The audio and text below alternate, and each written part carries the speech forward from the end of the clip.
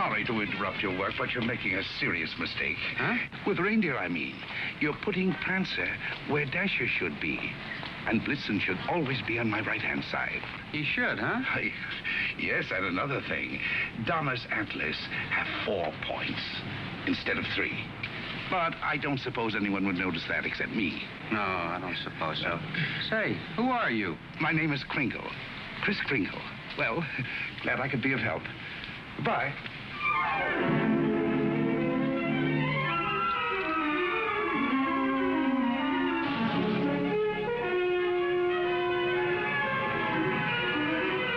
see, it's all in your wrists, like throwing a ball. Now watch. See? Mrs. Walker, that new Santa Claus you hired is wonderful. Where'd you find him? We answered the ad along with 100 others. He is good, isn't he? Well, the parade's ready to start. You coming? I'm going home and getting a hot tub. I may just stay there until next Thanksgiving. But you've worked so hard on the parade. If I want to, I can see it from the roof of my apartment. Bye.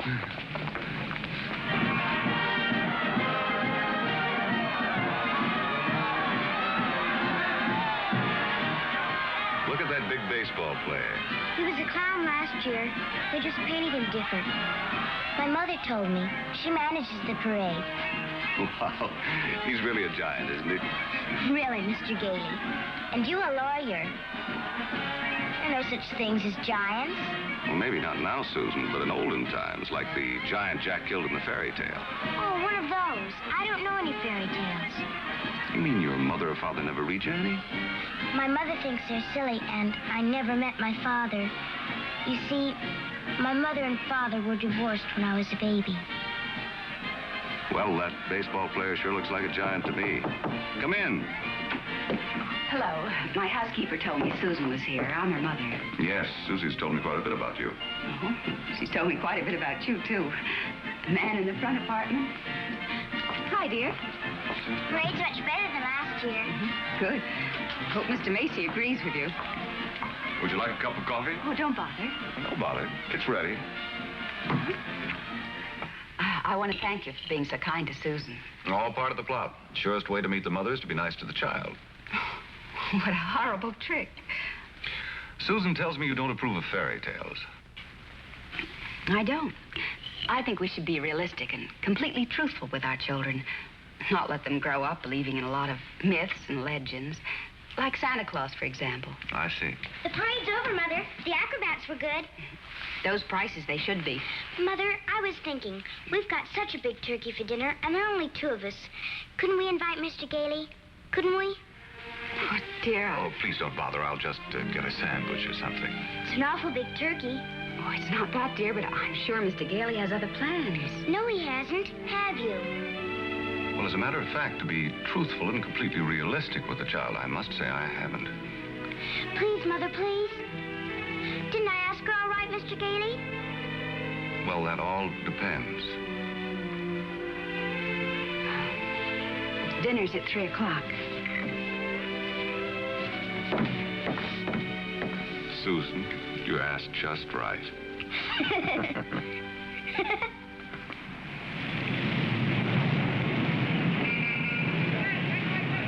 Before those screaming brats arrive, I want to give you a few pointers on how to be a good Santa Claus. Go ahead. Now, here's a list of toys we have to push. You know, things we've overstocked. You'll find that a great many children are undecided as to what they want for Christmas. When this occurs, you immediately suggest one of these items. You understand? I certainly do. All right, here they come. You get up there and go to work and memorize that list. And remember, be jolly.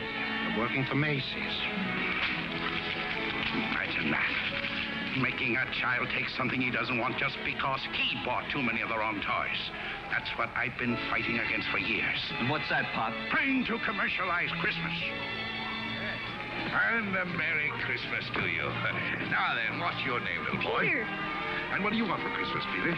I want a fire engine just like the big ones, only smaller. It's got real hoses and it squirts real water. I don't want to do it in the house, only in the backyard, I promise. Now, Peter, I see you're a very good boy, so you'll get your fire engine. You see, I told you to get me one. Yes, dear. Well, look, you wait right over there. Mommy wants to thank Santa, too. What do you mean by saying a thing like that? I've been all over town trying to find that kind of a fire engine. Macy doesn't have one. Nobody's got one. But you can get those fire engines at the Acme Toy Company on West 46th Street. Only $4.50. Wonderful bargain. Oh, I follow the toy market pretty closely. Macy's sending other people to other stores? But the important thing is to keep the children happy. Whether Macy's or somebody else sell the toy, that doesn't matter, does it? Don't you feel that way? Me? Sure, but I didn't think Macy's did. I don't get it. I just don't get it. Oh, yes, we have skates.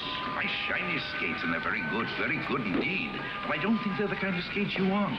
Now, they have really wonderful skates at Gimbel's. Gimbel's?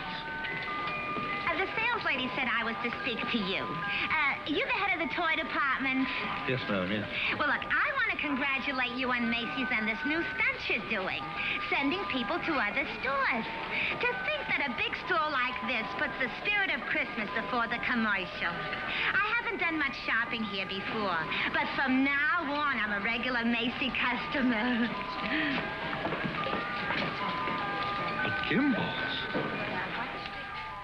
And when you come to see me at Macy's, I shall tell you all about the wonderful toys. This seems awful silly, Mr. Gailey. Well, maybe you'll feel differently after you've talked to Santa Claus. Goodbye, and Merry Christmas. Now, what's your name, little girl? Susan Walker, what's your name? Mine, Kris Kringle. I'm Santa Claus. You don't believe that, do you? You see, my mother is Mrs. Walker, the lady who hired you. But I must say, you're the best-looking one I've ever seen. Thank you. Your whiskers don't have those things that go over your ears. That's because they're real, just like I'm really Santa Claus. Go on, pull them. Well, go ahead, pull. That's it. And what do you want me to bring you for Christmas? Nothing, thank you. Whatever I want, my mother will get me. Sensible and doesn't cost too much. Susan, dear, I think you've taken up enough of this gentleman's time. Your maid had to go home. Her mother sprained her ankle. She asked me to bring Susan down here for you. Yes, she phoned. I thought as long as we were here, we might as well talk to Santa Claus. He's a nice old man, Mother. And his whiskers are real, too. Yes, dear. A lot of old men have real whiskers like that. Susan, if you'd like to go over and look at the dolls, I'll be with you in just a minute. I want to talk to Mr. Gailey. I didn't think there was any harm in saying hello to the old gent. I'm sorry. Oh, I think there is harm. I tell her Santa Claus is a myth, and you bring her down here to meet a very convincing old gentleman with real whiskers. What's wrong with that? By filling her full of fairy tales, she'll grow up to believe life is a fantasy instead of a reality. She'll keep waiting for Prince Charming to come along, and when he does, he'll be a... We were talking about Susie, not you. Whether you agree with me or not, I'll have to ask you to respect my wishes.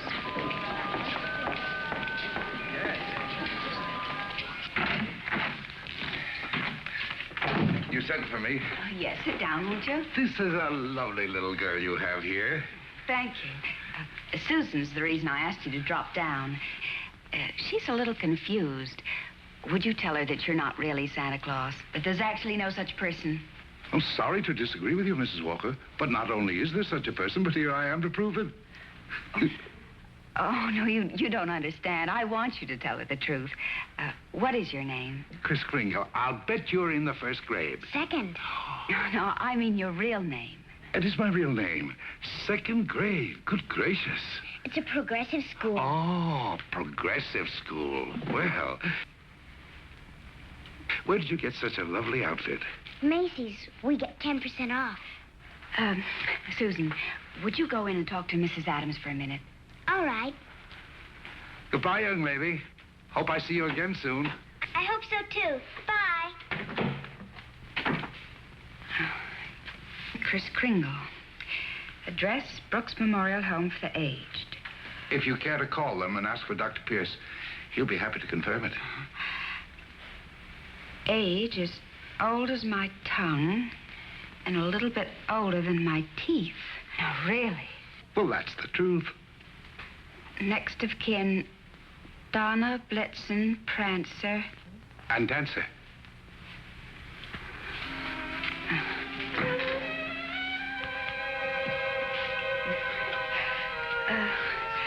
I'm sorry, Mr. Kringle. Yes, well, I'm afraid we're going to have to make a change. You see, the Santa Claus we had last year is back in town, and, well, I feel I owe it to him to, Have I done something wrong? No. Excuse me. Yes? Mr. Macy wants to see you immediately, Mrs. Walker. Oh, yes, right away. You'll have to excuse me. Miss Adams will give you your voucher on the way out, and you'll receive a full week's salary.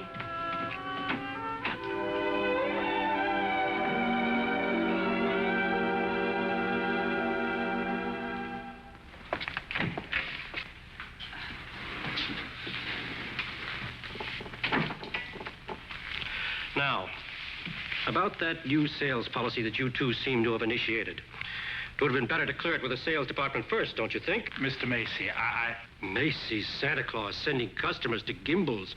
Preposterous. What? Yet, we cannot quarrel with success. Telephone calls, telegrams, over 500 parents expressing their undying gratitude to Macy's.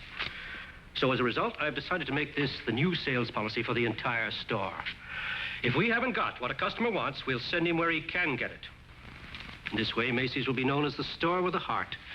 The store that puts public service ahead of profits. And consequently, of course, we'll make more profits. Well, I just want to express our appreciation and to tell you that in your Christmas envelopes, there'll be a more practical expression of our gratitude. Thank you, Mr. Macy. That'll be all. Thank you. Oh, and tell that wonderful Santa Claus of yours that I haven't forgotten him either. No, never mind. I'll tell him myself. In the morning.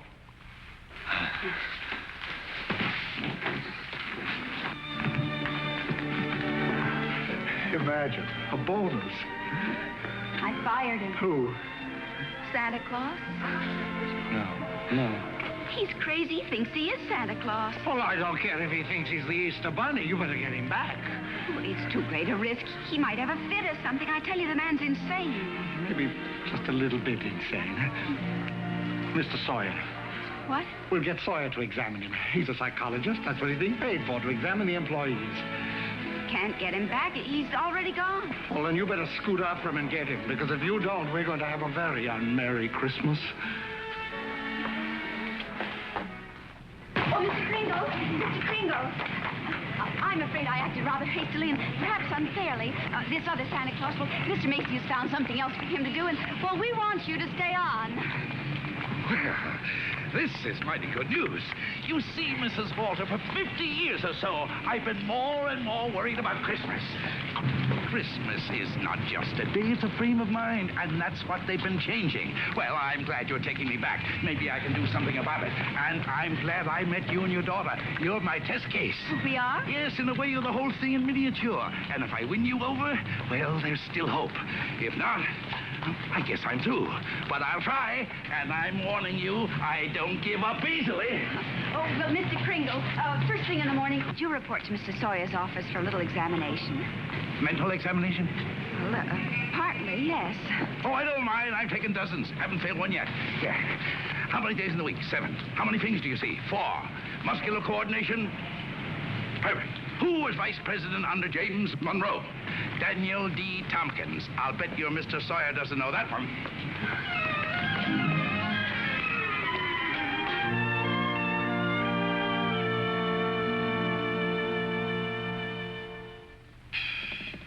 How much is 3 times 5? You asked me that before. I'm conducting this examination. How much is 3 times 5? Same as it was before. 15. You're rather nervous, aren't you, Mr. Sawyer? Do you get enough sleep? My personal habits are of no concern to you. Oh, I'm sorry. It's just that I hate to see anyone all tied up. How many fingers do you see? 3. You bite your nails, too? I want you to stand up straight with your arms extended. Muscular coordination test. Surely I'll be glad to. You know, very often nervous habits like yours is caused by insecurity. Are you happy at home, Mr. Sawyer? That will be all, Mr. Kringle. The examination's over. You may go. And it may interest you to know that I've been a happily married man for 26 years. Oh, I'm delighted to hear it. Bye.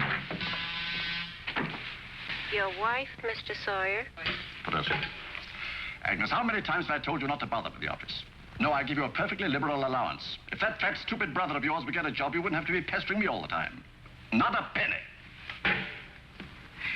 How long have you known him, Dr. Pierce? Well, he wandered into the home about 8 months ago. Looked the place over and said, well, it'll do. Just stayed on.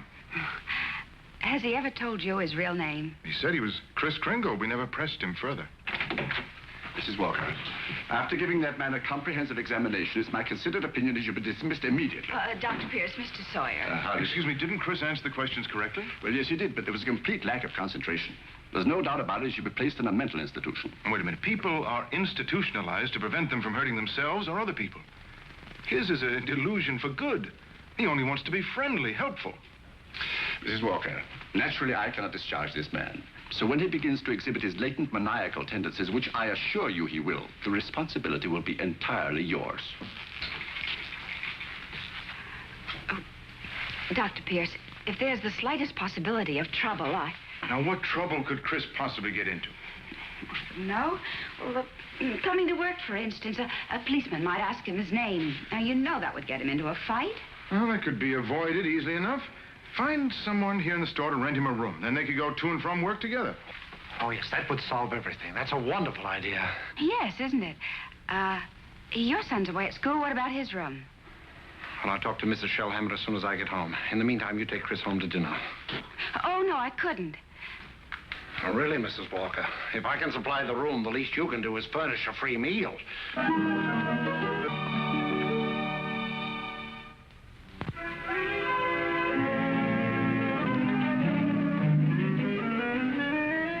What sort of games do you play, Susan? I don't play much with the children. They play silly games. They do. Like today, they were playing zoo, and all of the children were animals. Homer was supposed to be the zookeeper. He said, "What kind of an animal are you?" I said, "I'm not an animal. I'm a girl." He said, "Only animals allowed here. Bye." Oh, that's too bad. Sounds like a wonderful game to me.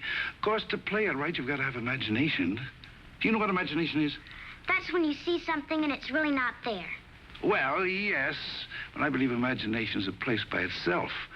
Yeah, you know, like, well, you know the British nation and the French nation. Well, this is imagination. Say, how would you like to make snowballs in the summertime? Or drive a bus down Fifth Avenue, Or be the Statue of Liberty in the morning, and in the afternoon, a flock of geese flying south? Well, the first place, you'd have to learn to pretend. That's imagination. Now, the next time they play zoo, you tell Homer you're a monkey. But I don't know how to be a monkey. I'll show you. And stand up. First, you bend way over. That's it. Keep your arms loose. Now, then you scratch. On the contrary, the firm of Hazlitt, Sherman, and Hazlitt has been very good to me. But being an exceptional lawyer, I want to open my own office. Naturally. We're having our first lesson in pretending, and we're doing pretty well, too. She'll be having nightmares for weeks. But she'll be having a lot of fun in the daytime. Hello? Oh, Mr. Shellhammer, that's fine. The Shellhammers have a room for you. That's very kind of them, but I've accepted Mr. Gailey's offer to stay with him. Mr. Gailey? I'll get the meat. Oh, thank you, Mr. Shellhammer, but it seems he's made other arrangements. Yes, well, goodbye. Well, here we are. Steak. No, it's venison. A friend of mine at the office gave it to me. What's venison? Oh, deer meat. If you don't like it, I have eggs for you. Could I have eggs, too? Venison, you know, I couldn't. Oh, I forgot. Well, there must be something you want for Christmas. Something that even your mother doesn't know about. Why don't you give me a chance? All right. Good. That's what I want for Christmas. A doll's house like this? No, a real house. A real house? If you're really Santa Claus, you can get it for me. And if you can't, just a nice man with a white beard like Mother says. Well, just because every child doesn't get his wish, that doesn't mean there isn't a Santa Claus. That's what I thought you'd say. But what could you possibly want with a house like this? Live in it with my mother. You have this lovely apartment. But I want a backyard swing and she can't get it, huh? I didn't say that. Well, it's a tall order, but I'll do the best I can. May I keep this? Mm-hmm. Good night, Susan. Good night.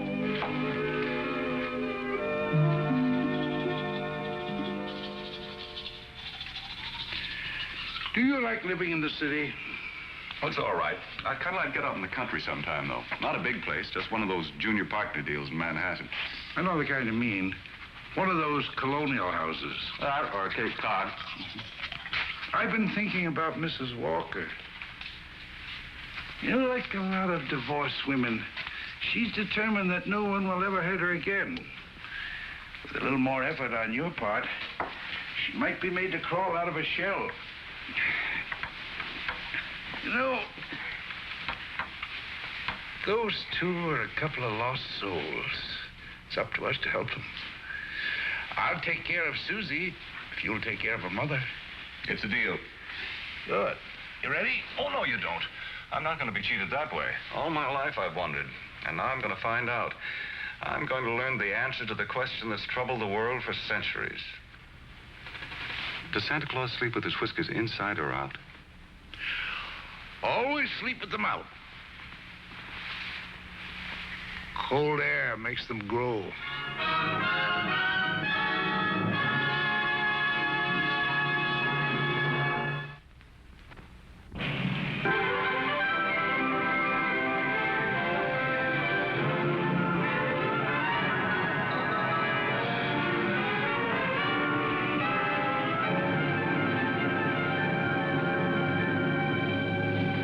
This is one event I never expected to see. Two can play at this game, Mr. Macy. If Gimbals hadn't got what the customer wants, we'll send him over to Macy's. It'll be a pleasure, Mr. Gimble.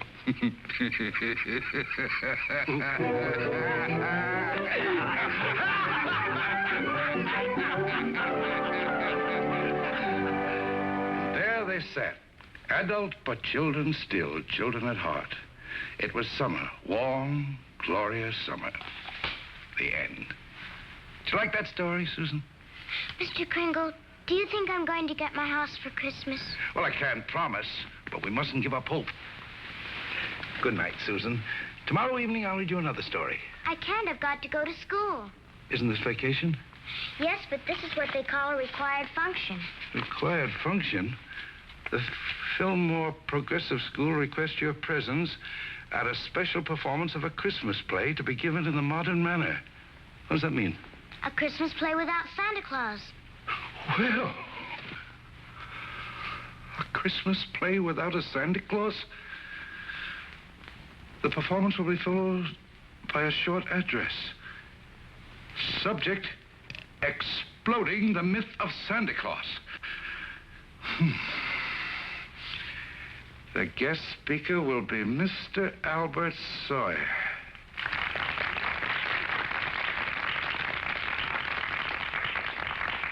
I'm very happy you enjoyed our little play.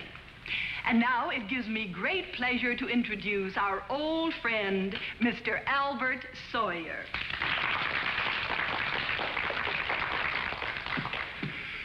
Parents and young people, it's thrilling indeed to see so many happy, smiling faces. I know you're all looking forward to a joyous Christmas. But as those of you in this intelligent group know, this is going to be a Christmas without Santa Claus. Such a person as Santa Claus, St. Nicholas, or Kris Kringle does not exist. Never has existed and never will exist.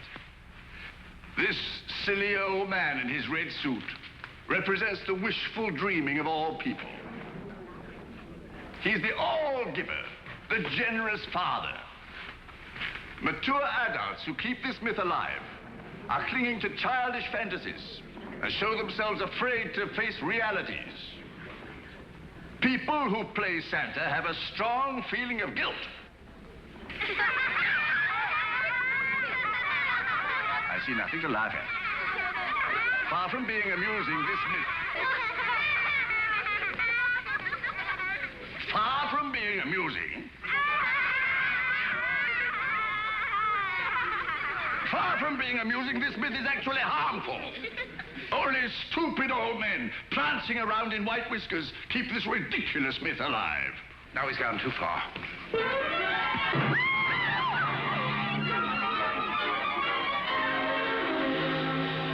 He became violent because I attacked his delusions, and he'll do it again. Well, if you ask me, I think we ought to get an outside psychiatrist to examine him. Then you better do it right away before Mr. Macy hears about it. Oh, that's right. You explain it to Mr. Kringle. After all, you're his friend. Oh, no, I can't. Well, I've grown very fond of him, and this is going to hurt him deeply. I just can't. All right, what can we do? I think I have it. You tell Kringle Mrs. Walker wants him to leave at once in order to have some publicity pictures taken with the mayor. I'll have a car waiting outside, and once we get him in the car, we'll drive him straight off to Bellevue Hospital. Yes, that'd do it. I'll ride up front with the driver.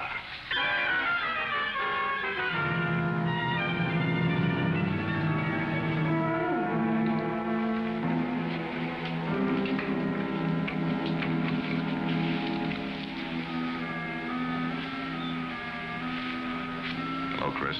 Hello, Fred. You flunked that psychiatrist examination deliberately, didn't you? Why? I had great hopes, Fred. I had a feeling that Mrs. Walker was beginning to believe in me. Now I know she was only humoring me all the time. Mrs. Walker didn't know anything about taking pictures with the mayor. That was Mr. Sawyer's idea. It isn't just Mrs. Walker. Take Sawyer. Contemptible, deceitful, dishonest. But he's out there, and I'm here. If that's normal, I don't want it. But you can't just think of yourself. What happens to you matters to a lot of people. People like me who believe in you and what you stand for. People like Susie who are just beginning to. Kris, you can't let them down. You're right. Let's get out of here. Now, wait a minute. You flunked that examination, but good. Yes.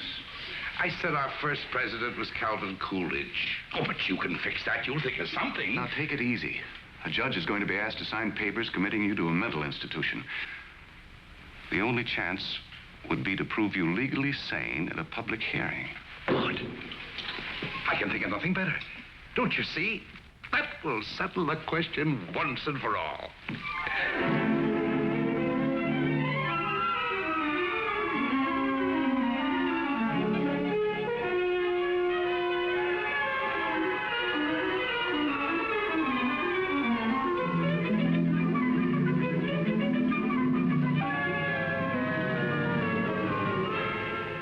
Solemnly swear the evidence you are about to give at this hearing is the truth, the whole truth, and nothing but the truth? I do. Good morning, Your Honor. Good morning. You may proceed, Mr. District Attorney. My name's Thomas Mara. What's yours? Kris Kringle. Oh. Where do you live? That's what this hearing will decide. It's a very sound answer, Mr. Kringle. Thank you, Your Honor. Tell me, do you really believe that you're Santa Claus? Of course. The state rests, Your Honor. In view of this statement, do you still wish to put in a defense, young man? I do, Your Honor. I'm fully aware of my client's opinions.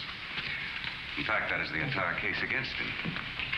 But Mr. Kringle is not sane because he believes himself to be Santa Claus. An entirely logical assumption, I'm afraid. Not necessarily, Your Honor. You believe yourself to be Judge Harper, yet no one questions your sanity because you are Judge Harper. Mr. Kringle is the subject of this hearing, not me. Exactly. So I intend to prove that Mr. Kringle is Santa Claus.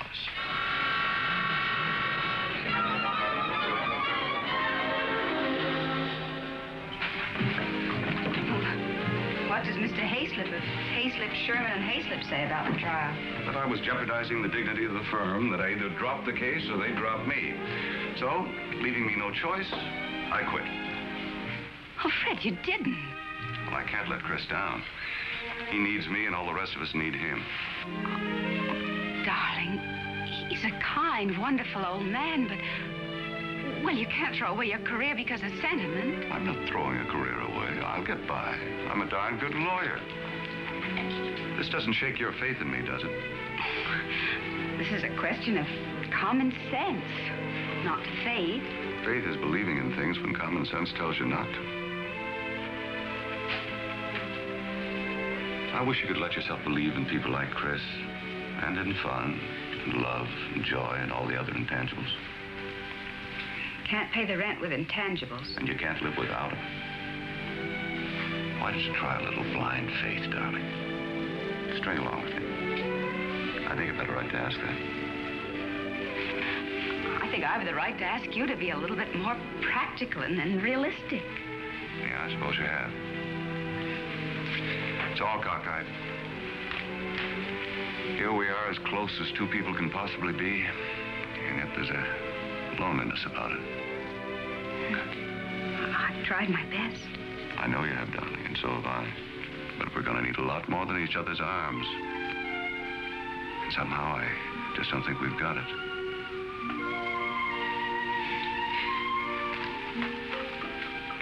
Funny. With all my common sense, I was just beginning to think this time it might work out.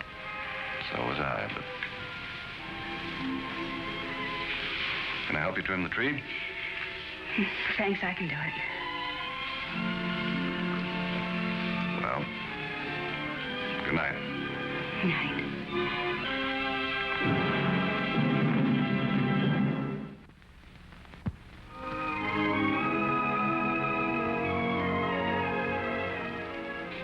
Your name, sir? R.H. Macy.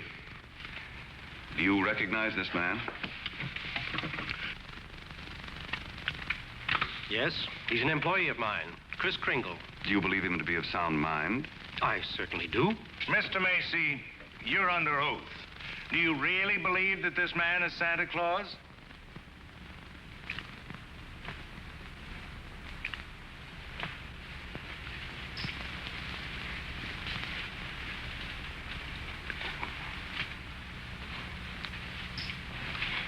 Do you?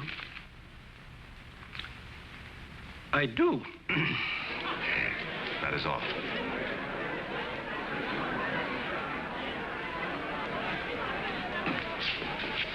You are fired. Your Honor, there is no such person as Santa Claus, and everybody knows it. I ask that the court make an immediate ruling. Is there or is there not a Santa Claus?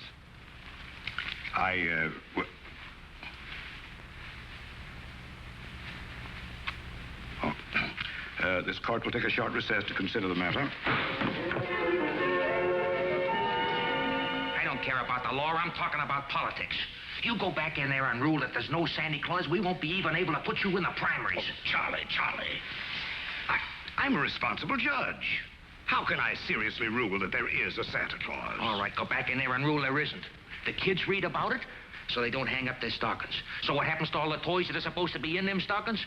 Nobody buys them. Oh, the toy manufacturers are gonna love that. What about the Christmas card makers, the candy companies? Oh, boy, are you gonna be a popular guy. And what about the Salvation Army? They got a Santa Claus on every corner. Henry, I'm telling you, if you go back in there and rule that there's no Santa Claus, you can count on getting just 2 votes. Your own and that district attorney's out there.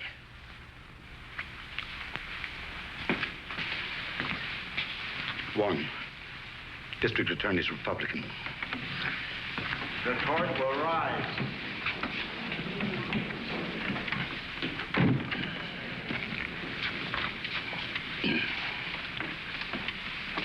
This court has just consulted the highest authority available. The traditions of American justice demand a broad and unprejudiced view of such a controversial matter. And therefore, this court is determined to keep an open mind and hear the evidence from either side. But can my opponent produce any evidence in support of this contention? Your Honor, I can. Will Thomas Mara take the stand? Who, me? Thomas Mara, Jr. Thomas Mara. Hi, Daddy.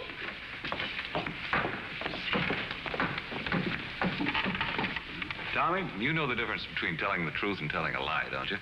Everybody knows you shouldn't tell a lie, especially in court. Do you believe in Santa Claus? Sure I do. And what does he look like? There he is, sitting over there. I object, Your Honor. Overruled. Tommy, why are you so sure there's a Santa Claus? Because Daddy told me so. Didn't you, Daddy? And you believe your daddy, don't you? Sure I do. Daddy wouldn't tell me anything that wasn't so. Would you, Daddy?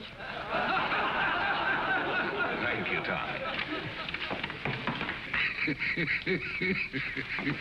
Bye, Daddy. The state of New York is willing to concede the existence of a Santa Claus. But I ask that Mr. Gailey produce authoritative evidence that Mr. Kringle is the one and only Santa Claus. Your point is well taken, Mr. Mara.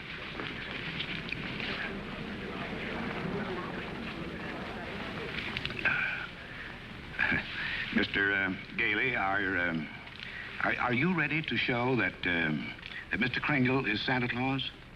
On the basis of competent authority? Not at this time, Your Honor. I ask for an adjournment until this time tomorrow. This court stands adjourned till 3 o'clock tomorrow afternoon. That's all ready. What are you doing? Writing to Mr. Kringle to tell him I believe in everything he told me. Everything will turn out fine. Oh, that's nice. He'll like that. Where shall I send it? Why don't you send it to the county courthouse? Okay.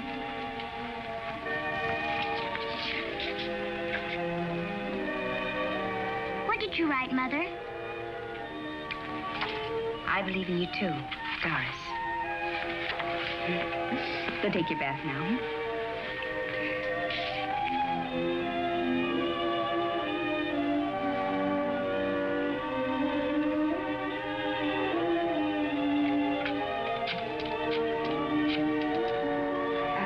Could you give me the number of the main post office, please? Hello, dead letter office. Are you kidding? We got maybe a couple of 100,000. Yes, ma'am, we sure would.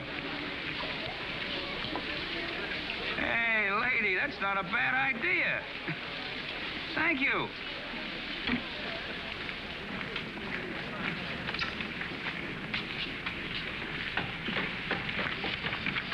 Chris, I've got bad news for you. I've tried every way to get some competent authority. I wired the mayor, the governor, everybody. Susan. And means more to me than all the mayors and governors in the world. It's all over. He hasn't got a thing.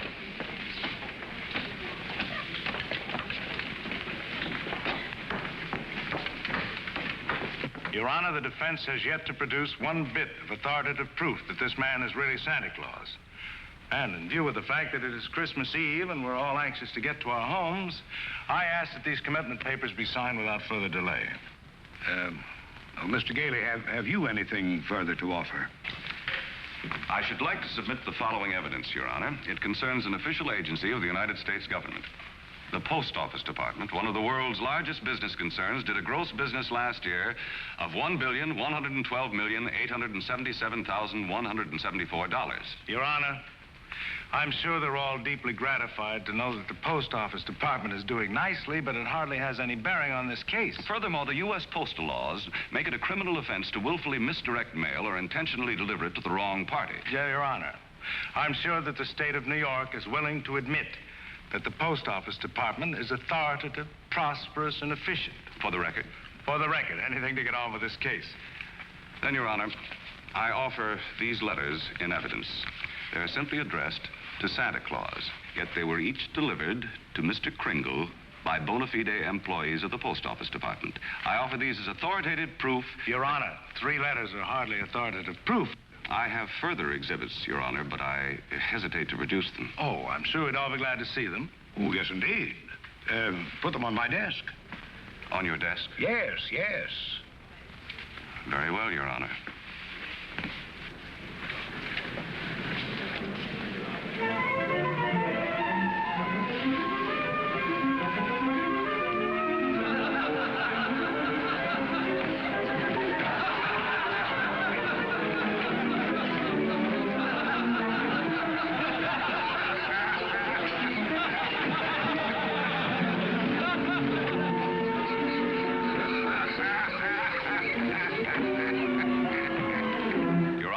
Every one of these letters is addressed to Santa Claus, and the post office has delivered them to my client. Therefore, the United States government recognizes this man, Kris Kringle, as Santa Claus. If the United States of America believes this man is Santa Claus, then this court will not dispute it. Case dismissed. Thank you, Lana, and a Merry Christmas to you. And a Merry Christmas to you, Mr. Kringle. Oh, I got your note. It made me very happy. Oh, I'm glad. Kris, won't you come to dinner tonight? Tonight? No, I'm working tonight. You see, it's Christmas Eve. Merry Christmas!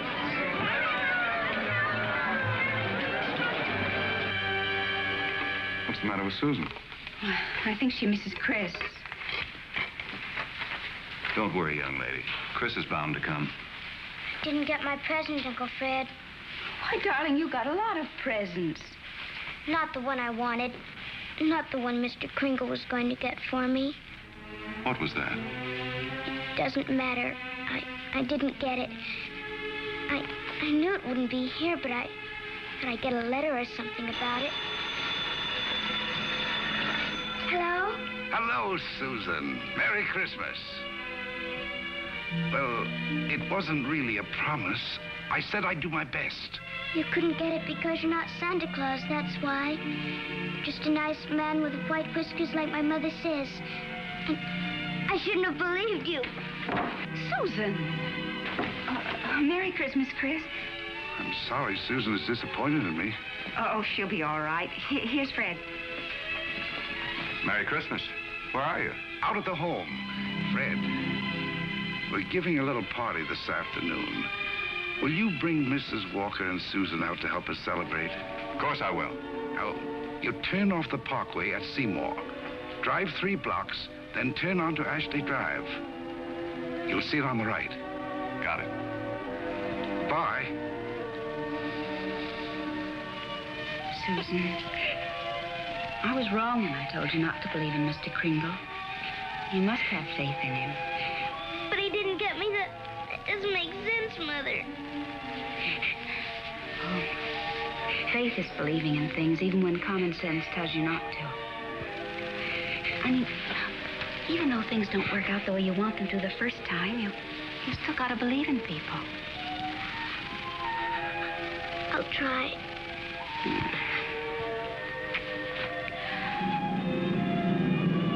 There it is, Ashley Drive. I do believe. I do believe. I do. Stop, Uncle Fred, stop! Susan!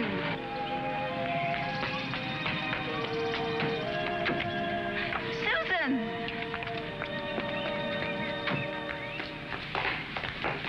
Susan?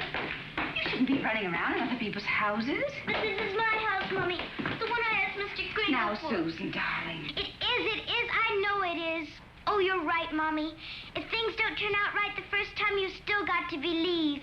Mr. Kringle is Santa Claus. He is. I'm going to see my swings. You told her that?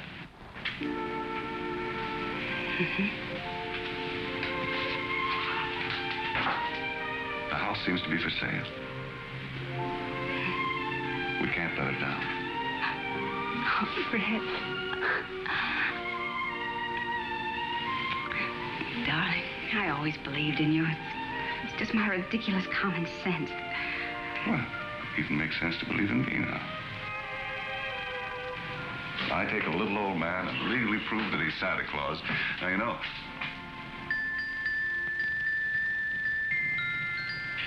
Oh, no.